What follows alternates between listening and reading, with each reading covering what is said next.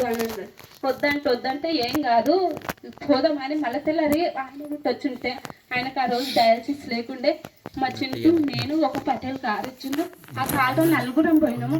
పోయి టెస్టులు చేయించినాక ఆ రోజు టెస్ట్ చేయలేరు. ఇక నాకు మాట్లాడిండ్రు, డాక్టర్ మాట్లాడి పంపించిండు. నిన్న మస్తు అలసిపోయింది ఆమె. ఆ పెద్ద టెస్ట్ చేసిన ఆమె అలసిపోయింది. రోజు ఏం టెస్ట్ చేయమని పంపించినాక 10 మంది డాక్టర్లను కల్పిస్తే 10 మంది 10 తీవ్ర టెస్టులు చేసిండు. నా శరీరంలో 10 తీవ్ర టెస్టులు చేసి పంపించిండు. ఒక్క డాక్టర్ 11వ డాక్టర్ ఏ డాక్టర్ ఆయన ఒక్కడు మాత్రమే టెస్ట్ చేయలేదు. 2 నెలలు టెస్టులు నా శరీరంలో అయితే 2 నెలలు తీయని నా బాడీలకించి తీయని రక్తం అంటే లేదు. ఆయనకు తీయని రక్తం అంటే లేదు. చేసినాక మంచిగానే ఉన్నాము. మంచిగా ఉన్నాక మళ్ళీ లాస్ట్ టెస్ట్ అంట అది కిడ్నీ ఎలా ఉందో ఎలా పని చేస్తుందో టెస్ట్ అంట. నాకు మత్తు ఇచ్చిండ్రు. ఆ రోజు ఆయన కళ్ళని డయాలసిస్ చేయించినాం ఆపరేషన్కు పోయే ముందు అయితే ఆయనలోనే డయాలసిస్ ఆయన పోయిండు, నేను టెస్ట్ పోయినా. మా చింటూ దొర కొడుకు ఇద్దరు ఉండ్రి. దొర కొడుకోమో నా ఎంటున్నాడు, మా చింటూమో మా ఆయన ఎంటున్నారు. ఇద్దరు ఉన్నారు. ఆ రోజు నాకు మత్తు ఇచ్చి ఒక మిషన్లోకి పంపిస్తే ఈ మిషన్లోనే ఇంజక్షన్ గ్లూకోజ్ ద్వారా నాకు శరీరంలోకి ఇచ్చిండ్రు. ఆ రోజు అంటే ఘోరమైన మంట. ఆ మంటకు మస్తు ఏడ్చిన, దేవా ఇదేంటి నాకు అని మస్తు ఏడ్చిన. ఆ టెస్టులు చేస్తే ఆయన అన్నాడు, అమ్మ నువ్వు టెస్ట్ చేస్తేనే ఇంత ఏడుస్తున్నావు, ఆపరేషన్ కోపగలుగుతావు అమ్మ అని అడిగితే నేను ఏమనలే. ఆయనకు సమాధానం చెప్పలేను. ఆ టెస్ట్ అయిపోయింది. బయటకు వచ్చినాక నాకు మత్తు ఇచ్చిండ్రు. అప్పటికే ఆ టెస్ట్కు మత్తు ఇచ్చినాక ఆయనకు డయాలసిస్ అయిపోలేదు అని చెప్తే దొర కొడుకు నా దగ్గరనే ఉన్నాడు. ఒక రోడ్డు మీద కూర్చున్నాం. అట్లే నిద్రపోయినా. నా మత్తు తేలినంత సేపు దొర కొడుకు నా పక్కనే ఉన్నాడు. పక్కన ఉన్నాక టెస్ట్ అయిపోయింది. మేము ఇంటికి వచ్చినాక మళ్ళీ పోయినాము. బాడీలకించి విటమిన్స్ అంట అదేందో ఏమో మన మూత్రం టైపే ఉంటుంది. రోజుకు 4 బాటిళ్ళు. ఒక రోజు డయాలసిస్ చేస్తే ఇంకొక రోజు అది తీసుడు. రోజుకు 4 బాటిల్ తీసిండు ఆయన బాడీలకించి విటమిన్స్. నీ కిడ్నీ ఆయనకు పెడుతున్నాం కదా, ఆయన విటమిన్స్ అనేది తీయాలని 4 రోజులు నరకము. ఈ చేతి కదలొద్దు, మన బాడీ కదలొద్దు. ఈ చేతి కదిలితే డయాలసిస్ క్యాన్సర్ అని ఇలాగనే పెట్టాలి. బాడీ మీద ఒక చచ్చిపోయిన పీనుకుని పెట్టినట్లు అట్లనే వండుకోవాలి డయాలసిస్ 4 గంటల సేపు. ఈరోజు డయాలసిస్ అయితే తెల్లారి ఆ బాడీలకే అది 2 మాత్రమే చేస్తామన్నారు.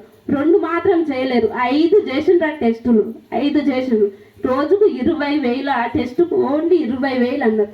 అయినా కానీ చేయించినాక డాక్టర్ ఏమన్నారు, ఆ టెస్ట్ అయిపోయినాక ఆపరేషన్ చేసే టైంలో అసలుకి మ్యాచ్ కానీ కిడ్నీ పెడితే అసలు మ్యాచ్ అవుతుందో అసలుకి పని చేస్తుందో తెలియదు, పని చేయదో తెలియదు అన్నాక ఒక ఆమె వీడియో తీసింది. ఆయన మాట్లాడిండు మాతోటి. మాట్లాడితే అట్లా అంటుండని మేము భయపట్టి బయటకు వచ్చినాం. టెస్టులు అన్నీ అయిపోయినాయి. 4 లక్షలు పెట్టి టెస్టులు చేయించినాక డాక్టర్ అట్లా చెప్తే భయపట్టి బయటకు వచ్చి హాస్పిటల్ ముంగట మా చిన్నాడు భర్త, మా చిన్నక్క, మా అన్న, నేను అందరం కూర్చున్నాక లోపలికి పోదన్నాడు అన్న. అంటే టెస్ట్ అసలు నాకు ఆపరేషన్ వద్దు వాళ్ళు అట్లా చెప్తున్నాడు అని బాగా దాకా మాట్లాడినాక వద్దు గిద్దు మనం ఇంత చేసుకుంటూ వచ్చినాం, దేవుడు మనల్ని కాపాడడా అని మళ్ళీ చెప్పినాక పోయినాక డాక్టర్తో డయాలసిస్కు పోయినాక డయాలసిస్ కాదు, అది విటమిన్స్ తీసిండ్రు. బాడీలకించి విటమిన్స్ తీసిండ్రు. ఆ రోజు 4 గంటలు తీపించుకున్నాక ఇంటికి వచ్చినాము. ఇంటికి వచ్చి ఒక రోజు ఉండి మళ్ళీ పోయినాక మాకు 11, 12 తారీఖు ఆపరేషన్ అయ్యింది. మంచిగానే ఉన్నాడు. అసలుకి ఆపరేషన్ చేసే డాక్టరు ఏం చెప్పిందంటే, అసలుకి ఆపరేషన్ చేస్తే ఉంటామా, మంచిగా ఆమె పని చేసుకుంటుందా, నాకు మంచిగా అవుతుందా, అసలుకి మ్యాచ్ కానీ కిడ్నీ కదా డాక్టర్ అని అడిగిండు. ఆపరేషన్ కాకముందే అడిగితే నేను చేసే పని నేను చేస్తా, మీ దేవుడికి మొక్కుకోండి, మీ దేవుడు చేసే పని దేవుడు చేస్తాడు అని ఆయన చెప్పిండు. ఆయన చెప్పేవాడు కదా మాకు ఇంకా జర విశ్వాసం వచ్చి ఎప్పుడు నేను ప్రార్థన ఆపలేదు. నేను అంతకు ముందే ఆయనకు ఇట్లుంది అని తెలిసిన అప్పటి నుంచే నేను శుక్రవారం ఉపవాసం ఉంటుంటే. అయితే ఒకసారి ఏం చేసినా అప్పుడే దసరా ముంగట 3 రోజులు గురువారము శుక్రవారం నుంచి ఒక రోజు అంతున్నా, ఒక నైట్ అంతున్నా. సండే రోజు పూర్తి చేసిన ఇక అది అయిపోయినాక మంచిగానే ఉండే.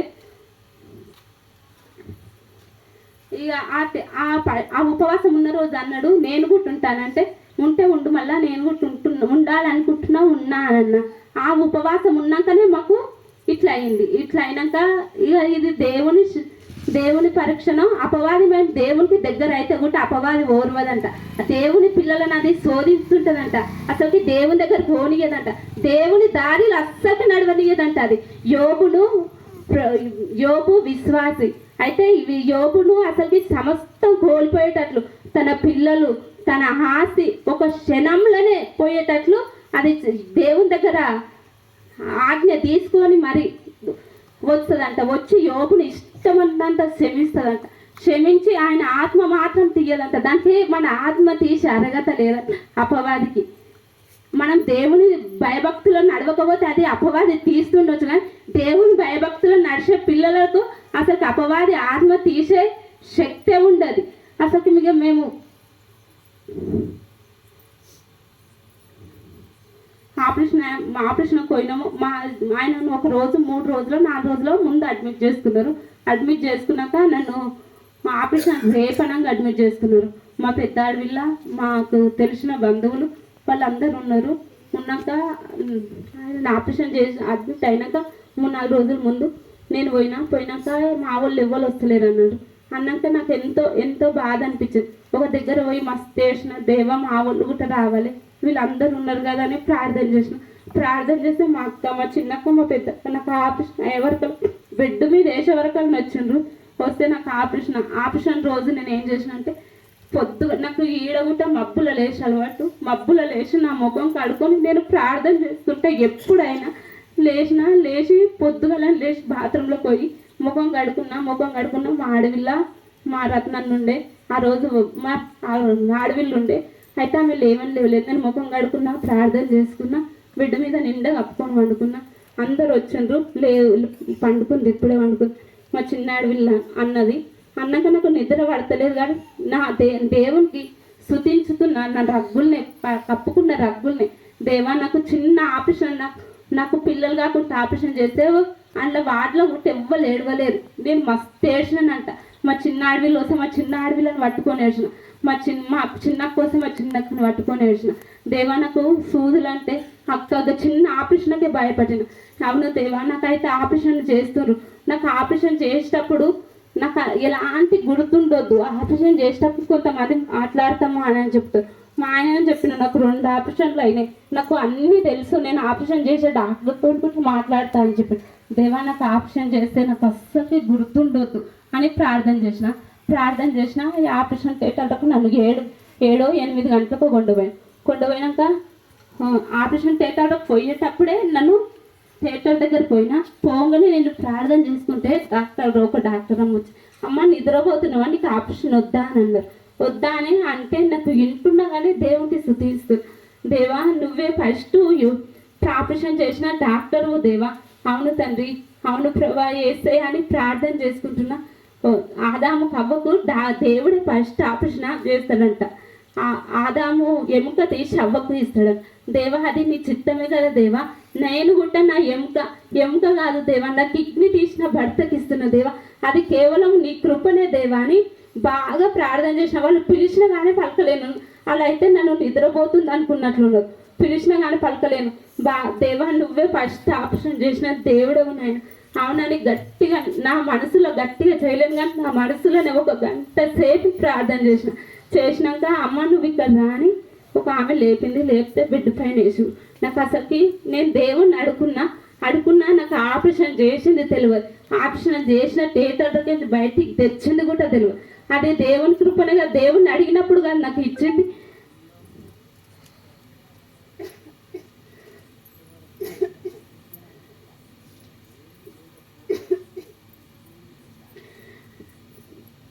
బయటకు వచ్చినాక నాకు ఆ రోజు బ్రష్ చేయలేను. ఒక డాక్టర్ అమ్మ వచ్చి, అమ్మ నీకు హెల్త్ ఎలా ఉందని అంటే నాకైతే బాగానే ఉంది అని అన్నాక ఆయన ఆమె మాట్లాడినాక మా శిల్పకు వచ్చింది. మా శిల్పకు వచ్చి చూసి పద్మ ఎలా ఉన్నవే అంటే మర్చుకున్నాక అని అన్నాక ఆమె ఎంతసేపు ఉంచలేరు, బయటకు పంపించినాక ఒక గంట సేపు నన్ను వార్డు ఉంచుకొని బయటకు పంపించినాక మా పెద్దక్క మా చిన్నకు వచ్చింది. మా పెద్దక్కని చూడంగానే అక్క నా నెత్తి పైన పెట్టి నీ చెయ్యి పెట్టి నాకు ప్రార్థన చేయవక్క అన్న అంటే ఆమె రాగానే నాకు ప్రార్థన చేసింది.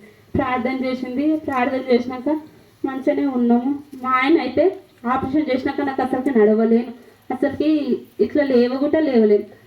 మా ఆయన అయితే మంచిగా 3 రోజులకు నన్ను నాకు ఆయనను చూపెట్టి పోతే అన్నాడు, నాకైతే మంచిగా ఉన్నా, నాకైతే ఏమైతలేదు, నువ్వు ఎలా ఉన్నావు అంటే నాకైతే నడవనికి వస్తలేదు అని చెప్తే ఏం కాదు నీకు ఏమైనా డాక్టర్లకు చెప్పు అని అన్నాడు. అంటే నాకు ఏమైతలేదు కానీ నడవనికి వస్తలేదు అని చెప్పినాక డాక్టర్ వచ్చిండు. ప్రతి క్షణం డాక్టర్ వచ్చి మీ ఆయన మంచిగా ఉన్నాడమ్మా, నీకు ఆరోగ్యం ఎలా ఉంది అని అడిగిండు. చేసిన డాక్టర్ ఒక 10 మంది డాక్టర్ నన్ను ఆపరేషన్ చేయకముందు కూడా 10 మందో 11 మందో టెస్టులు చేసారు. మళ్ళీ ఆపరేషన్ అయ్యే ముందు కూడా 10 మంది వస్తారు, చెప్పమ్మా నువ్వు టెస్టు నీ ఆపరేషన్కు నీ కిడ్నీ నీకు ఎవరికి ఇస్తున్నావో చెప్పా అని చెప్పిండు. ఒక డాక్టర్ పోగానే అడ్మిట్ కాగానే అయితే చెప్తా అని చెప్పిన ఆ రోజు కొంతమంది డాక్టర్లు వచ్చి ఎవరికి ఇస్తున్నావు అమ్మా అంటే మా ఆయనకే ఇస్తున్నా అని చెప్పి మాకు ఆపరేషన్ కాకముందే 10 మంది డాక్టర్లతో మీటింగ్ అయింది. 10 ఒక మస్తు జనాలు ఉన్నారు అందులో. డాక్టర్ నన్ను అడిగిండ్రు మా అక్కళ్ళు మా వీళ్ళందరూ ఉండ్రి. అయితే నన్ను అడిగిండ్రు బలవంతంగా ఇస్తున్నావా లేక నీ ఇష్టపూర్వంగా ఇస్తున్నారా లేక మీ ఆడపిల్లలు బలవంతం చేసిండ్రా, ఎవరు మీ ఆయన బలవంతం చేసిండ్రా అని అడిగింది. నన్ను ఎవ్వరు బలవంతం చేయలేరు, నేనేమో ఆయనకు ఇష్టపూర్వంగా కిడ్నీ ఇస్తున్నాను. అసలుకి కిడ్నీ ఇచ్చేటప్పుడు మా ఆయన నన్ను వద్దన్నాడు, నువ్వు కిడ్నీ ఇస్తే అసలుకి ఇంట్లో పనిచేసే వాళ్ళు ఎవరు వద్దు అన్నారు. మా అమ్మది అనుకున్నాము. మా అమ్మ భయపడి పక్షవాతం వచ్చినాక అసలుకి మాకు ముందు కిడ్నీని తీసినప్పుడు అసలు ఆయన చెప్పలేడు కానీ ఆయనకు అసలు గుర్తే లేదు. నేనే చెప్పిన డాక్టర్ రాగానే అమ్మ కిడ్నీ ఎవరు ఇస్తారమ్మా, ఈయనకు 2 కిడ్నీలు తీస్తానంటే నేనే ఇస్తా. ఆయనకు తెలియని స్థితిలో నేను చెప్పిన దేవా నేనే ఇస్తా అని ఆయనకు చెప్పి వచ్చినాము. వస్తే ఆ ఫస్ట్ ఆపరేషన్ వేరే హాస్పిటల్ అయింది. వేరే హాస్పిటల్లో డాక్టర్ మాకు ఏం సాయం చేస్తామన్నారు, నీ కిడ్నీ తీసి వేరేటోళ్ళకి వేస్తాము, వేరేటోళ్ళ కిడ్నీ తెచ్చి మీ ఆయనకి వేస్తామమ్మా అని చెప్పినాక రాంప్రసాద్ రెడ్డి డాక్టరు అందులో వద్దా అని అసలు వాళ్ళ వేజ్ ఎట్లుందో వీణ వేజ్ ఎట్లుందో తెలియదు, వాళ్ళు డాక్టర్లు ఏం చేస్తారో కూడా తెలియదని ఆ తెలిసిన డాక్టర్ మమ్మల్ని అసలుకి హాస్పిటల్కి కిడ్నీలు తీపించుకున్నాం కానీ మళ్ళీ హాస్పిటల్ పోలేదు.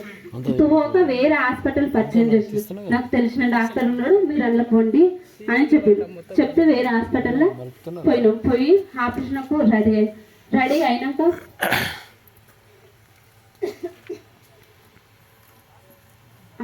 ఆపరేషన్ అయిపోయినాక 3 రోజులు 11-15 రోజులు హాస్పిటల్ సపరేట్ రూమ్లో ఉంచుకుంటామన్నాక ఒక రోజు చూపించిండ్రు, 3వ రోజుకు నాకు చూపించిండ్రు. 3వ రోజుకు చూపించినాక 5వ రోజుకు నన్ను పంపించినాక నన్ను చూసి 5వ రోజుకు నన్ను ఇంటికి పంపించే రోజు ఆయన ఇష్టం నన్ను చేసిండు. అసలుకి నేను ఏడుస్తే ఆయన ఏమంటుండే నాకేం కాదు నేను బ్రతుకుతా అని చెప్తుండే. ఆ రోజు మస్తు ఏడ్చిండు ఏమవుతుంది చెప్పు అనేటప్పుడు చెప్పలేదు, నాకు ఏమైతలేదు అంటాడు కానీ ఏడుస్తుండు. నాకు ఇంటికి పోయేటప్పుడు ఈయనకి ఏమవుతుంది ఇట్లా ఎందుకు చేసిండని నా మనసులో అసలు నిద్ర పట్టలేదు. ఇంటికి పోతున్నాం, మా వాళ్ళు మా అక్కళ్ళు మా ఆడపిల్లలు మా అల్లుళ్ళు అందరు ఉన్నారు. మా అల్లుడు నా పక్కకే డ్రైవింగ్ చేసిండు కానీ ఆయన నన్ను గమనిస్తలేదు.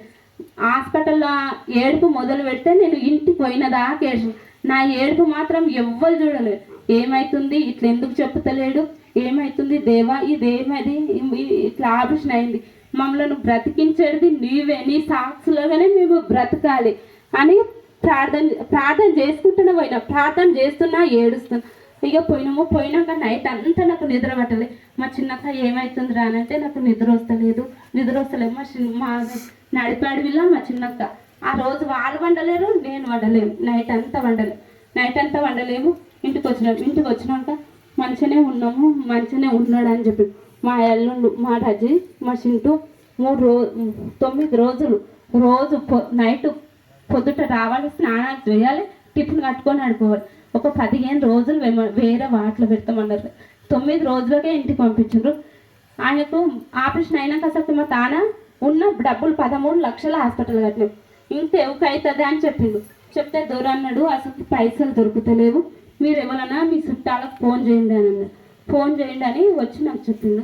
మా సుమ్మక్క ఉండలేని చుట్టాలకు అందరికి ఫోన్ చేసినాం.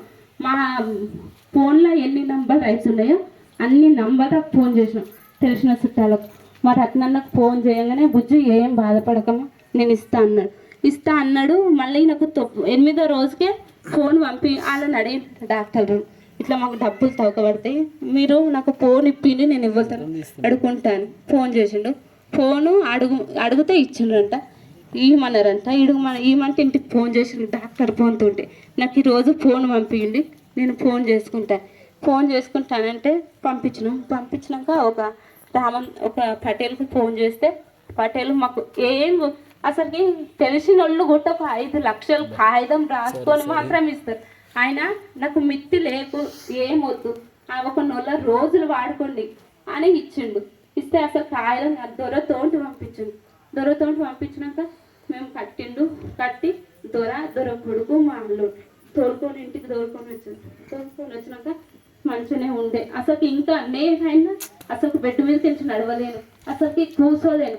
ఆయన పొద్దుటనే 5 గంటలకు లేచి ప్రార్థన చేసుకోవాలి, నన్ను కూడా లేపి ప్రార్థన చేస్తున్నావా అని అడగాలి. ఆయన లేవాలి ప్రార్థన 5 గంటలకు, ఒక 4 గంటలకి లేవు ప్రార్థన చేసుకోవాలి. ఎప్పుడైనా నేను చేసుకుంటున్నా, ఆయన లేపినాక మంచిగా చాలా మంచిగా ఉండే రూమ్లు ఉండగా. ఇక ఇంటికి పోతా, నేను ఇంత మంచిగా ఉన్నా కదా ఇంటికి పోతా అనుకొని ఇంటికి వచ్చినాక కూడా మంచిగానే ఉండే. మంచిగా తిన్నాడు, మంచిగా టాయిలెట్ అన్నీ మంచిగానే ఉండే. మంచిగా ఉన్నాక అసలుకి జ్వరం నాకు వచ్చినాక నాకు డాక్టర్కి ఫోన్ చేసి ఫోన్లో అడిగితే పెడితే ఆ ట్యాబ్లెట్ వేసుకున్నాక నాకు తెచ్చు. నేను చేసినదో ఎందుకో ఆహారం తిన్నాక దానివల్ల ఇన్ఫెక్షన్ అయిందో ఏంటి వల్ల ఇన్ఫెక్షన్ అయిందో మాకైతే తెలియదు. జ్వరం అసలుకి విడవకపోవాలి. అసలుకి ఆ ట్యాబ్లెట్ డాక్టర్ని అడిగి వేసుకున్నా కానీ డోలో ట్యాబ్లెట్ వేసుకో ఏం డాక్టర్కి ఫోన్ చేస్తే డోలో ట్యాబ్లెట్ వేసుకో ఏం అన్నాక అట్లా ట్యాబ్లెట్ వేసుకున్నాక మూత్రంలో చుక్క రక్తం పడితే వారం పోవాలి కదా. పోయినాడు అప్పుడు డాక్టర్కు ఇట్లా రక్తం వస్తుందంటే ఏం కాదు ట్యాబ్లెట్ల వల్ల అన్నారు అని అంటే మంచిగానే తవ్వుకైతుందో అనుకున్నాక ఇంటికి వచ్చినాం. మంచిగా ఉన్నారు. మంచిగా ఉన్నాక ఆ చుక్క పోయి మొత్తం రక్తమే టాయిలెట్ పోతే టాయిలెట్లో మొత్తం రక్తం వచ్చినాక ఇట్లా అవుతుందని సగరగా టెస్ట్ చేయించుకున్నాం. మా చిన్నాడు వీళ్ళని దొరుకుని పోయి మా చిన్నాడు వీళ్ళ మా అల్లుడు నలుగురం పోయి టెస్ట్ చేయించినాక వచ్చినాక తెల్లారి హాస్పిటల్కి పోయినాము. హాస్పిటల్కి పోగానే డాక్టర్లు చూసి ఇట్లా అవుతుంది ఇట్లా అయిందని చెప్తే అసలు పోగానే అడ్మిట్ చేసుకున్నాక అన్నారు. ఆయనకు మళ్ళీ నాకు ఇద్దరికి కలిసి టెస్ట్ చేసారు. 50,000 టెస్ట్ చేస్తే ఏ టెస్టులలో ఏం రాలేదు. మన పండుగ ఈస్టర్ పండుగ అప్పుడు అయితే చేసిండ్రు మంచిగానే ఉన్నాడు. మా ఆయన మంచిగా తిన్నాడు ఉన్నాడు కానీ ఆ మూత్రం మాత్రం తగ్గలేదు. అలాగనే రెడ్డుగానే ఇట్లా బాటిల్ ఆయనకు ఒక డబ్బు ఇచ్చారు. ఆ డబ్బులనే పోయమన్నారు కొడుతుంది. అయితే ఆయన 2 నెలలు మూత్రం పోయలేరుగా. ఆ డబ్బాలో రోజుకు ఎన్ని లీటర్లు తాగుతున్నావు, ఎన్ని లీటర్లు మూత్రం పోస్తున్నావు. అయితే ఆ డబ్బానే ఏడుకోయినా డబ్బానే పట్టుకొని పోయినా. ఆ డబ్బాలో ఇట్లా తెల్ల డబ్బా, ఆ డబ్బాలు ఇట్లా ఎర్రగా డాక్టర్లకు అసలు మేము ఇంటికానే ఫస్ట్ ఫోటో దించుకున్నాడు. ఇట్లా వస్తుండే ఫోన్గానే చూపెడితే వాళ్ళు అడ్మిట్ చేసుకొని ఎమర్జెన్సీ వాటిలో పెడితే మా అల్లుడు నేనే ఉన్నాము. ఆ రోజు పైసలు మా తాన అసలు ఏం కూడా లేనప్పుడు మా నవ్విని అడిగి తీసుకొని పోయినాం. మబ్బులో 4 గంటలకి. ఆ రోజు ఇంటికాడ అసలు నిద్రపోలే నేను కూడా నిద్రపోలేము. మబ్బులో 4 గంటలకు లేచి ప్రేయర్ చేసుకున్నాం. ఆయన కూడా చేసిండు. ఇద్దరం కలిసి ప్రేయర్ చేసుకున్నాక ఇంట్లో పడితే నాకు నిద్ర రాలే. మా నవ్విని అడుగుదామని పంపు మీద కూర్చొని అడిగి తీసుకొని పోయినాక అడ్మిట్ చేసుకున్నాడు. మా తాన కొండపోయిన 40,000 ఆడికి పోయినాక టెస్టులు 50,000 టెస్ట్ చేసిండ్రు. వేరే టెస్టులు చేసినాక 40,000 ఈయన కట్టమన్నారు. మా చింటుకి ఇస్తే మా చింటు కట్టిండు. కట్టినాక మంచిగానే ఉన్నాడు కానీ జ్వరం ఇడవలేదు, ఆ మూత్రం తగ్గలేదు. తగ్గకపోతే ఇట్లా ఎందుకు దేవా, వీళ్ళు ఎందుకు అవుతుందని మేము ప్రార్థన చేస్తున్నాము. అందులో సపరేట్ రూమ్లు అంటే టీవీ ఇస్తారు, సపరేటు ఉంటాము. ఆ టీవీలో రోజు వాక్యం విన్నగానే ఆయనకు అట్లా ఏందో అట్లా తవక కాలేదు. ఇంటికి వచ్చినాము 3 రోజులు 4 రోజులు ఉన్నాము. వచ్చినాక ఒక డాక్టర్ ద్వారా 2 లక్షలు వేసిండు ఆయన, రాంప్రసాద్ రెడ్డి. వేసినాక 2,50,000 అయితే మన అవి ఒక 40,000 ఆ డాక్టర్ వేసిన పైసలతో మేము ఇంటికి వచ్చినాం. ఆ రోజు ఒక్క ఫోన్లకి ఒక్కటే రోజు లక్షలు కొట్టుద్దంట. ఆ రాంప్రసాద్ రెడ్డి వేసిండు. వేస్తే అయితే ఈయన ఫోన్కి వేసిండు. ఈయన ఫోన్కి వేస్తే మేము కొట్టినాము. మా చింటూ నేను పోయి కట్టినాము. కడితేసరికి మళ్ళీ ఇంకా 50,000 ఆయన వేస్తే రావురా ఇంకెవరుతుంటాను నేర్పించుకో, నీకు తెల్లారే ఇస్తా అని చెప్పిండు. తెల్లారే ఇస్తా అని చెప్తే దొరకు ఫోన్ చేసినాం. దొర నా తనగుట్ట అయితే పైసలు లేరా ఎవరితో టేపేయాలని, మళ్ళీ ఎవరి ద్వారానో మాకు అలా 50,000 వేసినాక ఇంటికి వచ్చినాక అసలుకి లేవలేడు, మాట్లాడలేడు, తినలేడు. ఆడ హాస్పిటల్లో మంచిగా తిన్నాడు, మంచిగా మళ్ళీ అక్కోళ్ళని తిట్టిండు. ఎందుకు మీరు చేయిస్తలేరు, నాకు ఇట్లా అవుతుంది ఏందని మా సుమ్మక్కని మస్తు మాట్లాడు అన్నాక ఆమె అస్సలకి బాధపడలేదు. మంచిగా కూర్చున్నాము. ఆ రోజు నైట్ అనుకున్నాము. ఆ రోజు పైసలు లేక ఆ రోజు అంతా తినలేము. అసలు పైసలు ఎవరిస్తారు మాకు, ఎట్లా పోతామనే ఆలోచన ద్వారా ఆయనకు వచ్చింది గట అని ఆయన గుట్ట తినలేడు. మేము 10 గంటలకు ఆయన డాక్టర్ పైసలు ఇచ్చినాక, దొర పైసలు ఇచ్చినాక 10 గంటలకు పోయి ముగ్గురము హోటల్లో తిని 11 గంటలకు ఇంటికి వచ్చినాక మంచిగానే వచ్చిండు. ఇంట్లో పోయినాక మంచిగా వండుకున్నాడు. నైట్ అంతా మంచిగానే నిద్రపోయిండు. మేమైతే నిద్రపోయినాము. మా ఆడపిల్లలు ఉండే నేను నుండి మంచిగా నిద్రపోయిండు. నేను వంట రూమ్లో ఏమో చేస్తున్నాను, వంట రూమ్లోనే ఉన్నాం. బాత్రూంలోకి వచ్చి 2 కళ్ళు కనిపిస్తలేవు అంటాడు. గేట్ పట్టుకొని కనిపిస్తలేవు అని చెప్పలేను. మాకు అసలు గట్టిగా పిలిస్తే ఏమైంది అని మా సుమ్మకు వచ్చింది.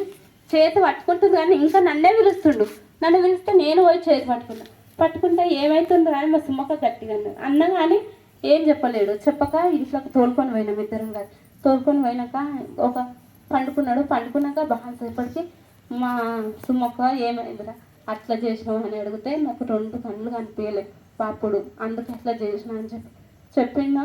మంచిగానే వచ్చినాక ఇక పోయినాళ్ళప్పుడు డాక్టరు ఒక 20,000 టెస్టులు 30,000 టెస్టులు, ఏ టెస్టులలో ఏమి రాలేదు ఈస్టర్ పండుగ నుంచి. ఇక 60,000 టెస్టు ఒక రోజంతనో ఎట్లా చేస్తున్నాను కానీ 60,000 టెస్టు చేస్తామా అని చెప్పారు. అప్పటి నుంచే ఆ టెస్టు చేస్తాము. అన్ని టెస్టులలో మంచిగా ఉంది. అసలుకి ఇట్లా ఎందుకు అవుతుందో మాకైతే తెలియదు. ఆ టెస్ట్ చేస్తే అది ఏమున్నా తెలుస్తుంది. మిషన్ ద్వారా ఏంటి ద్వారా చేస్తాం. 60,000 ఒక రోజు మీరు అడ్మిట్ కావాలి ఆ టెస్ట్ చేయనికి అని చెప్తే అసలుకి ఆయన సరే అనుకున్నాం. ఎప్పుడు పోయినా దేవా ఈ టెస్ట్ మాకు చేయొద్దు, ఆయన ప్రార్థన చేసుకోవాలి, నేను ప్రార్థన చేసుకోవాలి. దేవా ఈ టెస్ట్ నుంచి మమ్మల్ని తప్పి మాతోనైతే పైసలు లేవు దేవా, ఎవరితోనో అప్పులు చేసుకుంటున్నాం. దేవుని కృప వల్ల మాకు ఎవరు అడిగినా కానీ ఇచ్చినాక ఎప్పుడు పోయినా ఒక 4-5 సార్లు పోయినాము. వారము పోయినప్పుడు మేము ప్రార్థన, దేవా ఈ టెస్ట్ మాకు చెయ్యొద్దు, ఇన్ని గానం డబ్బులు అయితే లేవు, నెల వారం 20,000 పెట్టాలంటేనే మా స్థితి కాదు. కానీ అది కేవలం నీ కృపనే దేవా, ఈ టెస్ట్ చెయ్యొద్దని ఆయన అడుకోవాలి, నేను అడగాలి. ఇక అయితే మంచిగానే ఉండే. ఆ టెస్టు ఈ వారం చేస్తాం ఆ వారం చేస్తాం అని చెప్పిండ్రు మాకు. చెప్పినాక మొన్న కూడా మా కాలం డబ్బులే లేకుండే. అయితే అడిగితే ఇచ్చిన మామూలు ఇచ్చినాక పోతే నేను అయితే పోలేను, ఆ బండ్లలో తిరుగుడు కలిసిపోతుంది, నేనైతే రాను, నువ్వు చింటే వండి అని అంటే పోయిండ్రు. టెస్టులు చేయించుకున్నాక డాక్టర్ని అడిగితే ఆ టెస్ట్ చెయ్యరు, నీకు వద్దు అని చెప్పిండ్రు. అన్నీ మంచిగా ఉన్నాయి కదా, నీకు 50,000 60,000 టెస్ట్ చెయ్యము అని చెప్పినాక మేము అంతకుముందే ఆ రూమ్ కాడ ఉండగానే మేము 3 నెలలు ఇంటికి రావాలి. ఇంటికి వచ్చి కృతజ్ఞత కూడిక పెట్టుకోవాలి, మేము సాక్ష్యం చెప్పాలి, దేవుడు మా పట్ల చేసిన మేలు వెలుగెత్తి చాటాలి అని ఆయన అనుకోవాలి. నేను కూడా అనుకున్నాక అసలు మాకు అది కాలేదు. కాక మళ్ళీ ఇంటికి వచ్చినాక ఇప్పుడు 4వ నెల మాకు ఆపరేషన్ అయ్యి మొన్న పోతే సోమవారం రోజు పోతే సండే రోజు టెస్టులు చేసుకున్నాడు పోయినాక సోమవారం రోజు అసలుకి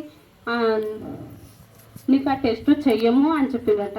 టెస్ట్ చెయ్యము అని చెప్పిన వెంటనే నేను ఇంట్లో ప్రార్థన పెట్టుకుంటా అని అన్నాడు. సరే మళ్ళా నేను అన్నాక రాజమామ వచ్చిండు, ఇట్లా ప్రేయర్ పెట్టుకోవాలనుకుంటున్నా మామ అంటే పెట్టుకోరా మంచిదే కదా అని చెప్పి ఆ రోజు ఆ మామ బాగాసేపు దాకా కూర్చొని పోగానే ఇక మంగళవారం రోజు పోగానే ఇక అందరికి ఫోన్ చేసి చెప్పిండు ఇట్లా ప్రార్థన పెట్టుకుంటాము అని. అయ్యగారులకు అన్నకు ఇష్టపడన్నకు ఆ రోజు వేరే నెంబర్కు ఫోన్ చేసి అన్నకు ఫోన్ కలవలేదు. అయ్యగారులకు చేసినాక చుట్టాలకు అందరికీ బంధువులకు అందరికి ఫోన్ చేసి చెప్తే సరే అన్నారు. ఆ రోజు పొద్దున్న దాకా చేసిండు, ఎన్నిసార్లు చేసినా ఇష్టపడనకు కలవదు. మళ్ళీ ఎట్లా రాజమామతోనే వెళ్తాను నెంబర్ తీసుకొని చేస్తే అప్పుడు ఫోన్ కలిసింది. కేవలం ఇది మా ప్రార్థన, విశ్వాసుల ప్రార్థన.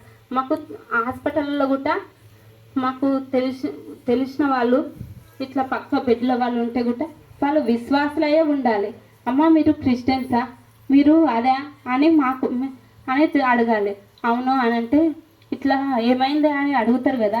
ఇట్లా అని అంటే ఎంతమంది పిల్లలు అని అడిగితే 3 పిల్లలు అంటే అయ్యో అప్పము నేను ప్రార్థన చేస్తాను, మా సంఘంలో ప్రార్థనకు పెడుతున్నామ్మా, మేము ప్రార్థన చేస్తాం, అస్సలకి నీ భర్తకే కాదు అని వాళ్ళు బలపరిచిండ్రు విశ్వాసులు. నన్ను ఆపరేషన్ అయినాక నేనైతే ఆపరేషన్ అయినాక నా కుట్లు కొట్టిప్పలేరు.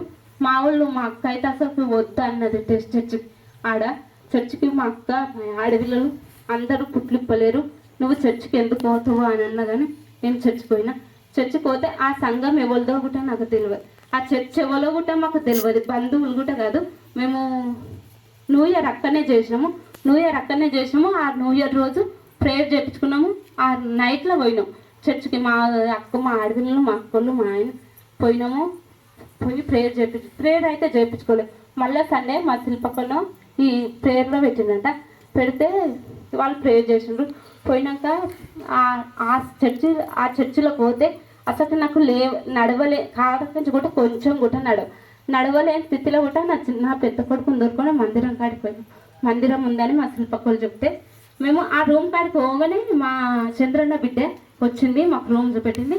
అమ్మ ఇక్కడ ఏమైనా చర్చ్ ఉందా మమ్మీ అని అడిగితే అత్తమ్మ మా గల్లీలోనే ఉంది, మీరు పోవచ్చు, చిన్న పిన్ని కూడా పోతుందని మేము చెప్తే నాకు మస్తు సంతోషం అనిపించింది. 3 నెలలు ఉంటాం కానీ నేను చర్చికి పోనోమో అనే బాధ ఉండే, కానీ ఆ పిల్ల చెప్పగానే మస్తు సంతోషం అనిపించింది. ఇక చర్చికి పోయినాము. ఆ రోజు నాకు ఆపరేషన్ అయినా కదా మందిరానికి పోతే వాళ్ళు అన్నారు అసలుకి సొంత బంధువుల లేక ఆ మందిరంలో అసలుకి నాకు కూర్చోనికే కుర్చీ, బండి ఎక్కడికే స్టూల్ తెచ్చిండ్రు రోడ్డు పైనకు. అసలు వాళ్ళు ఎవరో కూడా నాకు తెలియదు, దేవుడే కదా నాకు వాళ్ళ ద్వారా సాయం చేసిండు. ఇక వాళ్ళు పాస్టర్ అక్క వాళ్ళ అన్నను తోలుకొచ్చు పైన మందిరం అంట, వాళ్ళు కిందికి తోలుకొచ్చి నాకు ప్రేయర్ చూపించారు. నేను ఉన్నన్ని రోజులు మందిరం కాడిపోయినా అన్న వాళ్ళు మీకోసం రోజు ప్రార్థనలో వెళ్తున్నామమ్మా, మీకు ఏం కాదు మంచిగా అవుతుంది, మీరు మీ పిల్లలలో మీ సంఘంలో కలుస్తారు అని చెప్పినాక 3 నెలలకు మేము ఇంటికి వచ్చినాం. మా ఆయనకు అట్లా అయింది. మాకు ఏంటి ఇట్లా ఎందుకు ఇట్లా ఏంది అని ఇట్లా ఒక పాస్టర్ అన్నను అయితే మా చంద్రన్న చెప్తే ఇట్లా అవుతుందని మా సుమ్మక్క చెప్తే మా చంద్రన్న ఇట్లా పాస్టర్ ఉన్నాడమ్మా మీరు తోలుకొచ్చుకుంటామని అంటే నేను ఏమనలేక తోలుకరా అని చెప్పిన. తోలుకొస్తే ఆయన ప్రార్థన చేసిన, మా చర్చికి రండి అని అన్నారు. అంటే నేను అనుకున్నా నా మనసులో నేను పోయేది చర్చే కదా, నేను పోను అనుకున్నాక ఆయన కూడా అనుకున్నాడు పోదాము అని అన్నాడు. సరే అన్నాక అసలు ఎప్పుడు కూడా మందిరానికి పోలేము. ఆయన వచ్చిండు ప్రార్థన చేసిండు, మీకు మంచిగా అవుతుంది రండి ఏం కాదు అని చెప్పిపోతే కూడా నాకు ఇక నేనైతే చర్చికి పోతున్నా, దేవుని నమ్ముతున్నా, కానీ నేనైతే ఇంకే చర్చికి కూడా పోను. నేను ప్రార్థించుతున్నా దేవుడే నా భర్తకు స్వస్థపరుస్తాడని. నేను ఏ మందిరానికి ఇట్లా కళ్ళు కనిపించలేవు, ఇట్లా జ్వరం వస్తుంది తమ్ముని కానీ సుమ్మక చెప్తే ఆయన వెంటనే ఇంటికి వచ్చి ఆ పాస్టర్ అన్నకు ఫోన్ చేసి అని పిలిపిస్తే నేను ఏమన్నా అనుకుంటానోమో ఏమన్నా వద్దంటున్నామో అని ఆ అన్న కింద మీద పడ్డాడు. అన్న పాస్టర్ కదా తోలుకురండి మళ్ళీ అని తోలుకురమ్మండి అని చెప్తే తోలుకొచ్చిండు, ప్రేయర్ చెప్పించిండు, అమ్మ మందిరానికి రండి అని చెప్పిండు. చెప్తే మేము ఇక ఏమనలేము. ఆయన అన్నాక మేము వస్తామా అని ఆయన చెప్పిండు. చెప్పినా కానీ ఆయన మాకు పూర్ణం లేడు, మేము ఆ మందిరానికి పోలేము. కానీ ఆయనకు మాత్రం ఆ టెస్ట్ తప్పింది. మా పిల్లలలో నన్ను, నా పిల్లలను, నా భర్తను ఇప్పుడు దేవుడు విడబాయ దేవుని సాక్షి బిడ్డలుగా బ్రతుకుతాం. హాస్పిటల్ని ఒకరోజు ఉపవాస ప్రార్థన చేసి నేను ఉపవాసం ఉన్నా, కన్నీళ్ళతో ప్రార్థిస్తే లేచి అసలు మాట్లాడలేడు, ఏమనలేడు, ఏం కూడా తినలేడు. అయితే లేచి అన్నాడు, ఎందుకు ఏడుస్తున్నావు, దేవుడు నన్ను బ్రతికిస్తాడు, నా పిల్లలలో కలుపుతాడు అని అన్నాడు. ప్రార్థన అయిపోయినాక అని నేను బైబిల్ చదువుకుంటూ ఇయ్యు అని అంటే బైబిల్ ఇస్తేసరికి నాకు ఏం అక్షరాలు కనిపిస్తలేవు అని అన్నాక ఇట్లా ఎందుకు అవుతుందని ప్రార్థన చేసుకున్నాక మళ్ళీ తెల్లని మంచిగా చదువుకున్నాడు. ఇక అట్లా ఒక 2 సార్లు ఆయన కళ్ళు కనిపిస్తలేవు అని మాట్లాడిండు. దేవుని కృప వల్ల బ్రతికిండు. ఇప్పుడు సాక్ష్యం చెప్పినామంటే అది దేవుని కృపనే. ఒక నీటి బుడుగ లాంటిదంట మన జీవితం. ఇంతలో చూసి అంతలో మాయమవుతుందంట. దేవుని కృప ఉంటేనే కదా మేము బ్రతికినాం. ఒక శరీరం కోషులు కానీ వాళ్ళైతే మా శరీరం అతికించలేరుంట కదా డాక్టర్లు. అది దేవుని కృప వల్లనే మా శరీరం అతికింది. మేము మంచిగా ఈ సంఘంలో మా బంధువుల మధ్యలో ఇలవడి సాక్ష్యం చెప్పినామంటే అది దేవుని కృపనే. దేవుడు మమ్మల్ని ఎన్నడూ ఎడబాయలేడు. మేము కూడా దేవుని ఎప్పుడు మతిమరవలేము. యోబుకు శ్రమ వచ్చినట్టు ఆయనకు వాగ్దానం ఏమొచ్చిందంటే 3 ఏళ్ల కింద పక్షిరాజు వలె నీ యవ్వనము నూతన పరుస్తాను సెలవిచ్చాడు. అన్నాక మళ్ళీసారి నీ పేరు క్రొత్తదవుతుందని సెలవిచ్చాడు. ఈసారి ఏందో నేనైతే అంత గుర్తు లేదు కానీ 3 సంవత్సరాలు అట్లా వచ్చింది. నాకు పోయినసారి వాగ్దానం ఏమొచ్చిందంటే నువ్వు పోయే పట్టణంలో ఆశీర్వదించబడతావు, నువ్వు పోయే పంటలో కూడా ఆశీర్వదించబడతావు అని సెలవిచ్చాను. దేవా, నాకు పంట అనంటే నేను చేనులలో కోతా, పట్టణం అంటే నేను ఏ పట్టణం కోతా అనే మనసులో ఒక ఆలోచన ఉంటుండే. ఎప్పుడు ప్రార్థన చేసినా నేను వాగ్దానంలో ఎత్తుపట్టి ప్రార్థన చేస్తుంటే ఆయన వాగ్దానం ఎత్తుపట్టి ప్రార్థన చేస్తే నేను మా ఇద్దరు వాగ్దానాలు ఎత్తుపట్టి ప్రార్థన చేస్తుంటే అయితే దేవా ఇదేంది, నాకు ఇట్లా ఎందుకు వచ్చింది, నేను ఏ పట్టణంకు పోతే ఆశీర్వదించబడతానని నేను ఆ పట్టణంలో ఉన్నప్పుడు ఆ విశ్వాసాల ద్వారా ఆశీర్వదించబడ్డా. అది దేవుని కృపనే. ఈ చిన్ని సాక్ష్యం దేవుని పక్షాన్ని అందరికీ తెలియపరుస్తున్నాం. ఇంతతో మా సాక్ష్యం సమాప్తం. మా కోసం మా పిల్లల కోసం అందరూ ప్రార్థన చేయండి.